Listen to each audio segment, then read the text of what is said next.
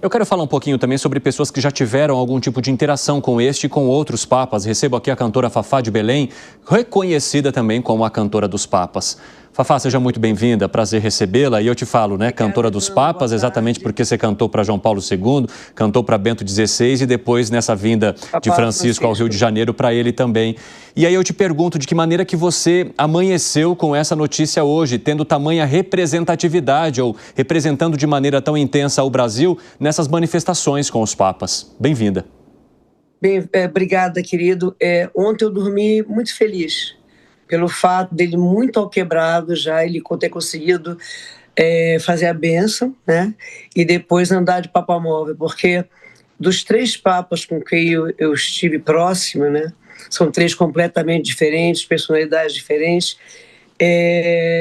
O Papa João Paulo II, um Papa que fez teatro, era um homem, mas era o primeiro que fazia conexão com o humano. Aquela clássica foto dele correndo nos jardins do Vaticano, vestido com um jogging cinza, que foi capa de todas as revistas e jornais do mundo. Depois vem Bento XVI, mais recluso, um Papa considerado um Papa mais profundo, não gostava das multidões. E aí vem Francisco, que não tem qualquer problema com o povo. Muito pelo contrário. Eu acho que o Vila falou muito bem sobre a postura de Francisco. A postura de Francisco foi de um servo, de um jesuíta raiz, e que não tinha qualquer problema em chegar e falar pelos mais necessitados, pelos imigrantes, pela periferia, por pessoas que não faziam parte, vamos dizer, do repertório durante muitos anos da Igreja Católica. E o católico é gigantesco, nós somos uma comunidade gigantesca no mundo todo. Tem até aquele que é católico e também frequenta uma outra religião, isso é muito comum. As religiões de matrizes africanas, então isso é muito comum. Mas esses olhos fechados que se tinha sobre o humano, o homem simples, não ser uma sina, mas ser uma falta de oportunidade, Francisco abre essa porta e abraça, independentemente dele estar à direita ou à esquerda, o que quer que fosse, com ele era a questão do humano, da humanidade, de estender as mãos para quem mais precisava, da harmonia entre os povos, contra o poder dos poderosos, sem que ouçam o movimento das populações, as anseios das populações e as necessidades da população. Então ele é um Papa único, deixa um legado fabuloso. Ontem acordei, dormi feliz, e hoje acordei um amigo meu, que é de Belém, o Padre Carlos, que hoje está no Vaticano, acordei com a mensagem dele às 6 horas da manhã daqui. E fiquei muito atordoada, porque Francisco era único. Existem movimentos dentro da igreja, infelizmente, até de movimentos horrorosos, que pediam que Francisco não se recuperasse pela internet, uma coisa horrorosa, absolutamente desumana, porque esse movimento anti-Francisco existe na igreja. Agora, desejar que ele não saísse do quadro de pneumonia é fora de qualquer princípio de humanidade, de qualquer regra de amor e fraternidade. Mas existe. Como eu vi hoje, algumas postagens muito delicadas a partir da morte do Papa Francisco. Mas isso é uma reação, eu imagino, de radicais, pessoas que não querem harmonia, e eu acredito que o amor sempre vence. E foi isso que o Papa Francisco teve, uma autoridade doce, mas firme, e sempre combatendo os absurdos da guerra, dos armamentos, do quem era contra a humanidade. Ele era contra o discurso do ódio. Então, Francisco é essa pessoa única que deixa um legado gigantesco. Agora, quem será o próximo Papa? Será um seguidor das aberturas do coração imenso e dessa igreja mais generosa que para quem Francisco abriu as portas, ou será os anti-Francisco? Eu acredito que o número dos a favor desse movimento todo que ele fez, e de abrir as portas e olhar principalmente e estender as mãos para os refugiados, para os necessitados. Acredito que serão mais numerosos e é para isso que eu torço e oro a partir de hoje de manhã. Agora, 5h30, o pessoal da rádio vai para um rápido intervalo. Daqui a pouco espero vocês. Nas outras plataformas seguimos. Fafá, o nosso comentarista, o Gustavo Segré, quer te fazer uma pergunta. Vai lá, Segré. Claro. Fafá, um prazer estar aqui contigo nesse programa. Não acha que deveria ser um bom momento para que a Igreja Católica possa trazer um discurso que possa demonstrar que nessa tentativa de igualdade social possa mostrar com exemplo? Vou te dar duas contradições no meu pensamento, sendo católico. A primeira, a igualdade social, defendendo os pobres, mas desde a opulência do Vaticano. E a segunda, a igualdade social em termos de gênero, mas não tendo nenhuma mulher no conclave que vai determinar quem será o próximo Papa. Bom, isso eu tenho ouvido, e desde manhã muito cedo, que o último encontro, que eu não sei o nome técnico, se esperava avanços mais poderosos, principalmente com uma mulher fazendo parte, né, dos votantes, não foi sacramentado. Então, os conservadores se uniram muito fortemente e mantiveram, entre aspas, as tradições. Em relação à opulência do Vaticano, eu concordo com as duas coisas, concordo com você. Não é possível você ter um discurso e não de abraçar os pobres e fechar os tesouros do Vaticano para dentro. Quer dizer, quando você diz que o Vaticano está em crise, como o Banco do Vaticano pode estar em crise com tantas riquezas e com tanta opulência, que nós sabemos que é uma propriedade da Igreja? É mais um tema para se falar e mais um tempo para se debater e para se colocar à luz. Eu acho que o Papa Francisco fez muitos avanços em relação, principalmente, aos casos de pedofilia dentro da Igreja, que não se falava, as reparações históricas, aos abusos de crianças praticados em seminários. Mas existe uma parte lá dentro também que se incomoda e protege esse tipo de arcebispo, esse tipo de padre, ou esse tipo de autoridade que não pode usar a sua autoridade para macular um adolescente, para macular um jovem a partir de um desejo carnal, e com o poder dele calar esse jovem sobre o que está acontecendo. Eu acho que nós temos muitos avanços ainda pela frente, mas com certeza ninguém avançou tanto quanto Francisco. Ninguém acendeu tantos holofotes sobre os porões, os bastidores e os assuntos incômodos, que são muitos, mas ele abriu o holofote sobre muitas coisas incômodas que relutavam em não se falar, em não se ver, e não se programar, não se divulgar, ou não se pedir uma proteção devida a quem de direito. Infelizmente, existem segmentos que compactuam com isso, mas acho que hoje a luz está maior, e quando a luz é maior, os desvalidos, os abusados, os menos favorecidos, eles se sentem mais fortalecidos para falar dos abusos. Fafá, para a gente arrematar aqui a nossa conversa, você mencionou no comecinho as diferentes características dos papas com os quais você contracenou ao longo dos últimos anos. Agora eu queria saber um pouco da tua experiência no cara a cara, no tete-a-tete com esses papas e também no último encontro com o Papa Francisco. E como que foram esses convites? O próprio Vaticano chegou a te acionar em alguns momentos para que você fizesse essa apresentação? E como isso caía para você? Porque encontros com o Papa e cantar para as vindas do Papa era cantar também para multidões gigantescas de pessoas bastante diferentes. E representar esse país de dimensões continentais. Exato. O primeiro convite eu recebi no dia 25 de agosto de 97. Eu tinha ido cantar em Angola, estava aterrissando no Rio, e eu queria, antes de eu sair daqui, falei com os amigos que eu queria um convite para ver o Papa João Paulo II cantar para Roberto Carlos. E aí, quando eu chego aqui, tem meu telefone estava lotado de mensagens, que não funcionava essa coisa no mundo todo, né? E um deles era um querido amigo meu que dizia assim: Fá, nem o Papa consegue falar contigo e ele precisa falar contigo. Achei que era aquela coisa de você dizer: ninguém te acha, nem é mais fácil falar com o Papa. Achei... Aí eu falei: e era verdade. O que está acontecendo? Eu liguei, ele falou: o Vaticano quer falar contigo. Eu falei: você está brincando comigo? É por causa do convite do Roberto Carlos. Ele falou: acho que não. Acho que é uma coisa mais...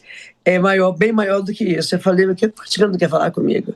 Você imagina, eu sou uma menina que nasceu numa região chamada Amazônia, uma região que ainda hoje é considerada uma região isolada, embora fale-se muito de Amazônia. Os holofotes sobre a nossa gente, o nosso pensamento, o nosso sentimento são muito difíceis. Normalmente nós somos folclorizados, né?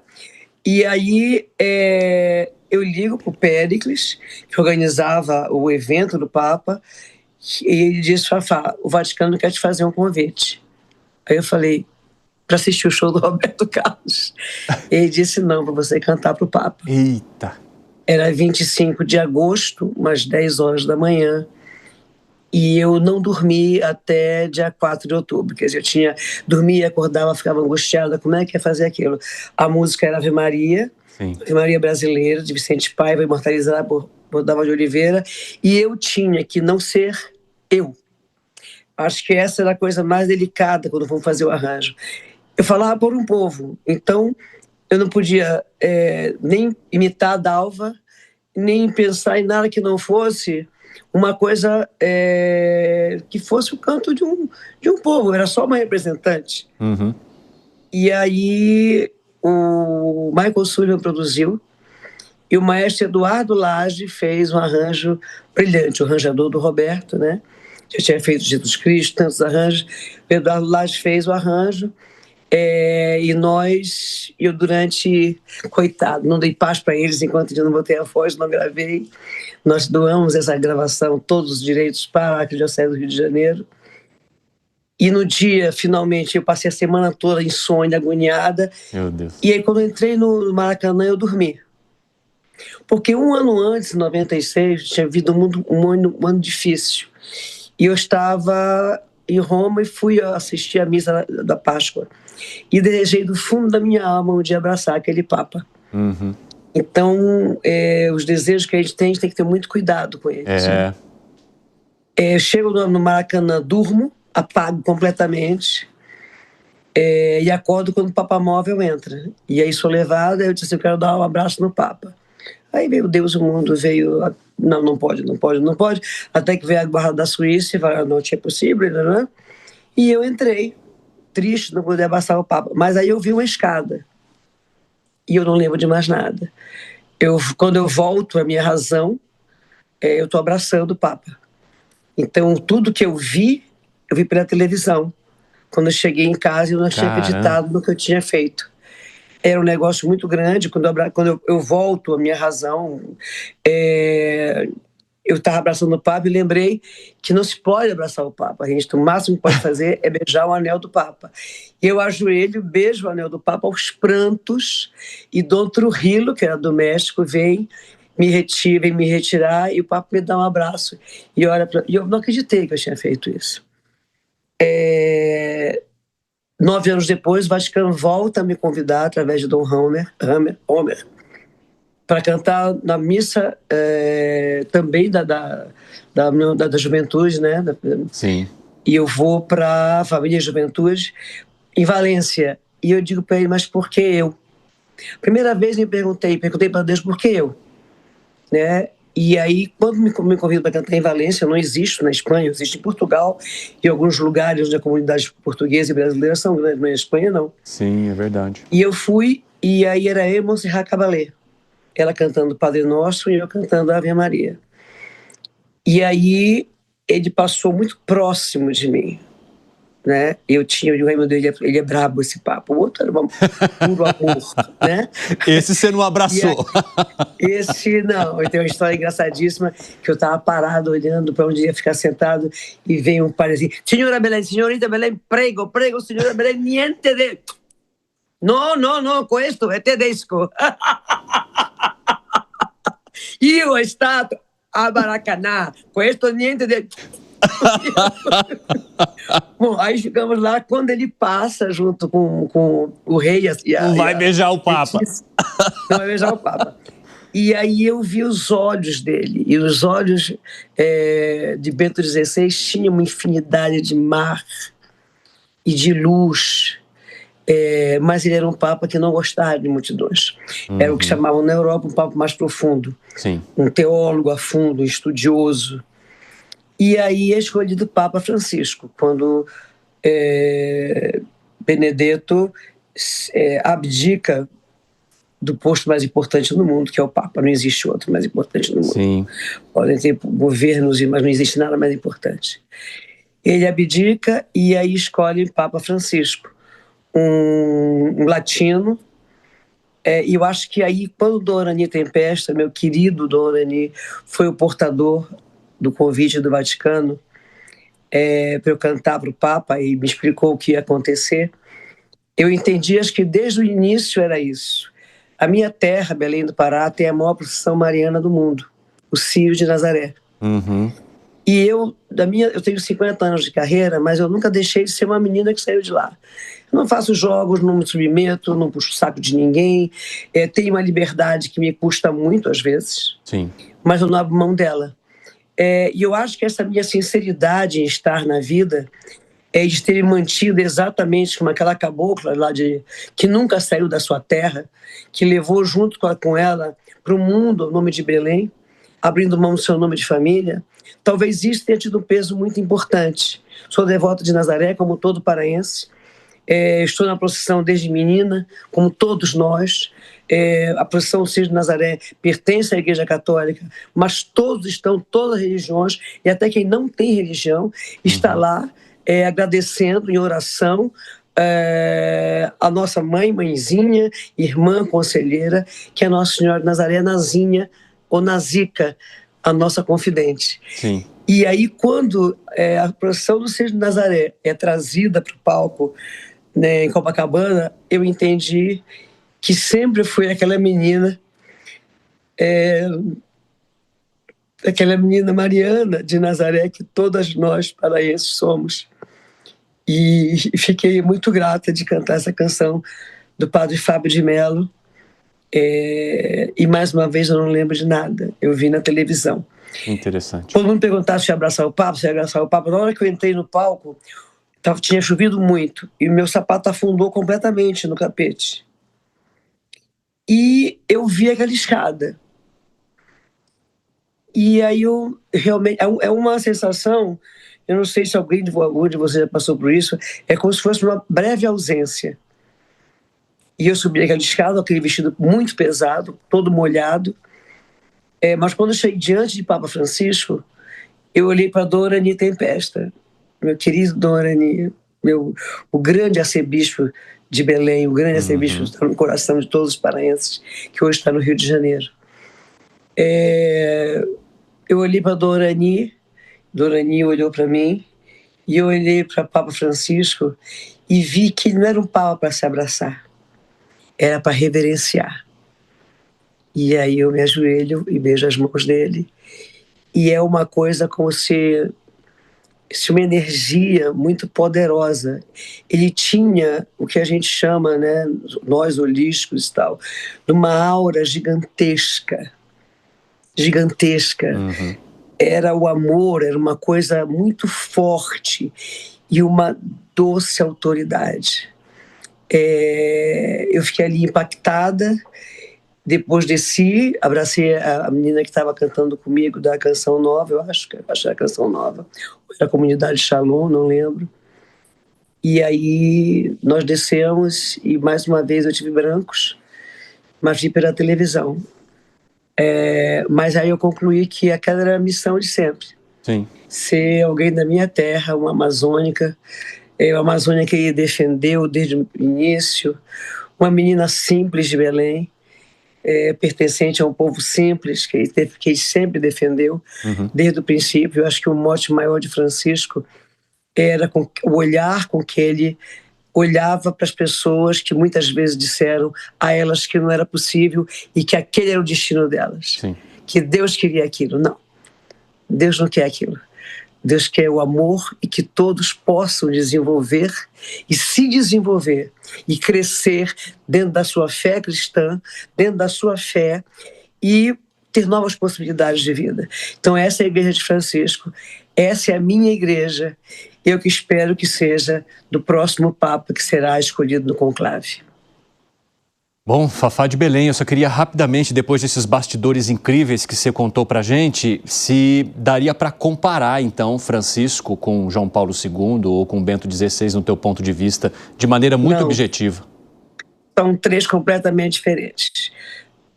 Bento XVI, Francisco, João Paulo II, era aquele grande ator, né? Ele era carismático, pegava a bengala, imitava Chaplin. Bento, ele era a precisão, era o Papa profundo, e Francisco era um de nós. Fafá de Belém, muito obrigado por conversar conosco, foi um prazer recebê-la no nosso 3 em 1. Muito obrigada a todos vocês, obrigada à Jovem Pan e... Até a próxima. E Deus nos ajude na escolha do próximo Papa. Um grande abraço. Até mais.